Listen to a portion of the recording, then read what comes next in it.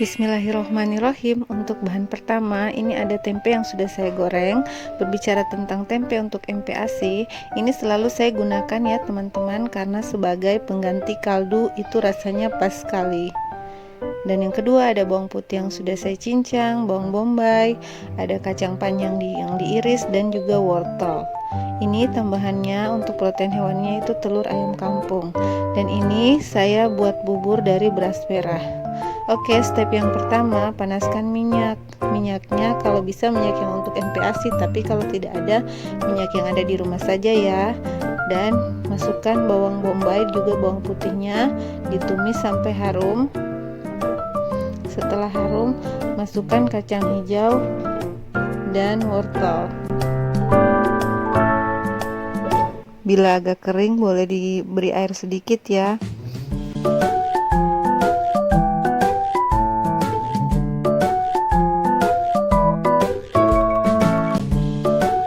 Lalu kita orak-arik telurnya di panci yang sama saja ya.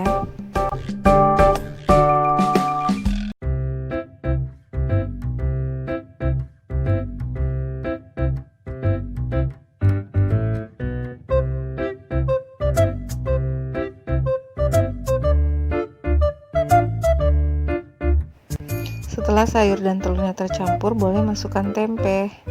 Diaduk sebentar, lalu masukkan tumisan tadi ke bubur yang lagi kita buat.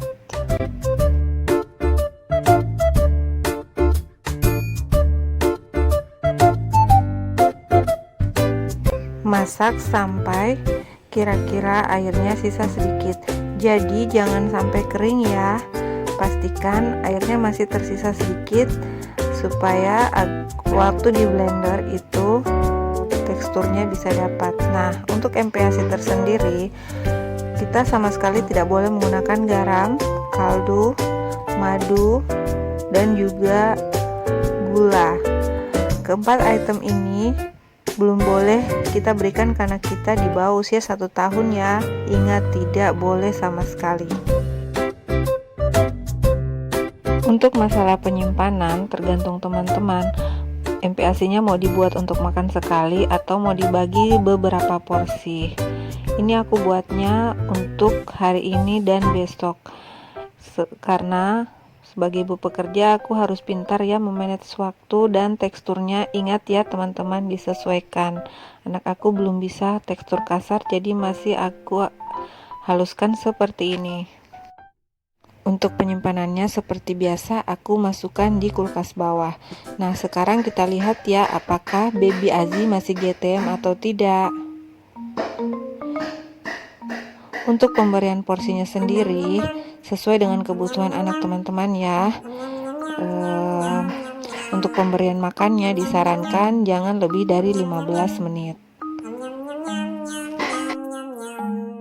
Pastikan sebelum memberi makan, beri minum terlebih dahulu.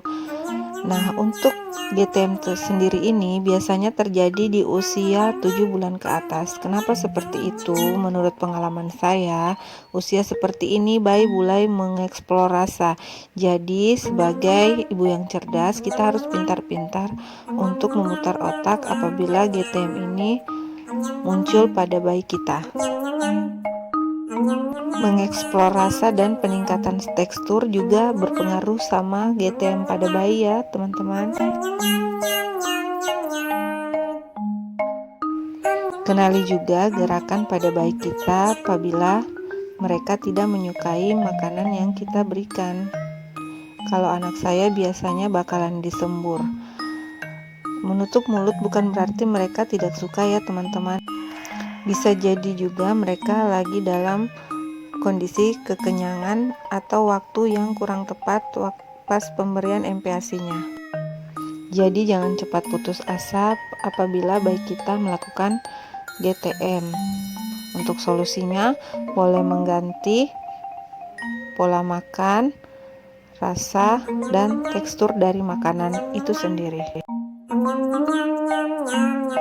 Pada saat pemberian MPASI, pastikan posisi mereka lagi duduk ya teman-teman. Dan jangan membiasakan memberikan mereka tontonan seperti memperlihatkan gadget atau televisi pada saat makan. Hal ini bisa mempengaruhi fokus mereka. Lebih baik jadikan waktu makan untuk bayi kita itu menjadi menyenangkan dengan cara bermain, gerakan, dan memberikan kata-kata yang bisa menghibur mereka. Untuk resep dan bahan MPASI tersendiri, aku mengacu pada WHO ya teman-teman. Jadi bisa di search googling bagaimana metode WHO tersebut. Pada usia 9 bulan seperti ini akan lebih mudah dalam menyiapkan MPASI karena kita sudah bisa menerapkan apa saja yang ada di rumah. Maksudnya bahan makanan apa saja yang ada di rumah. Jadi kesensitifan bayi itu sudah mulai berkurang di usia seperti ini. Nah, biasanya kalau aku seumpama buat tumisan, aku belum mencampurkan garam dan penyedap rasa terlebih dahulu biar bisa aku berikan ke campuran bubur MPASI anak aku. Demikian sedikit tips dari saya kali ini tentang MPASI ya teman-teman. Semoga bermanfaat. Dan bagi teman-teman yang baru gabung, jangan lupa like, komen, dan juga subscribe. Terima kasih.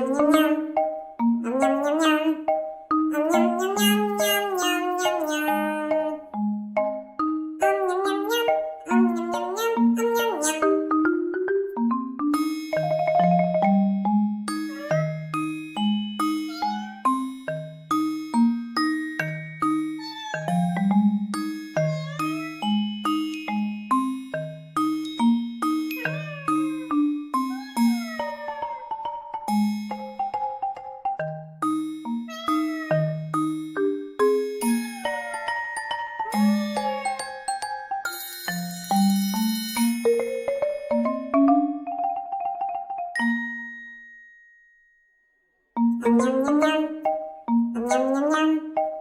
nyam nyam nyam nyam nyam nyam nyam.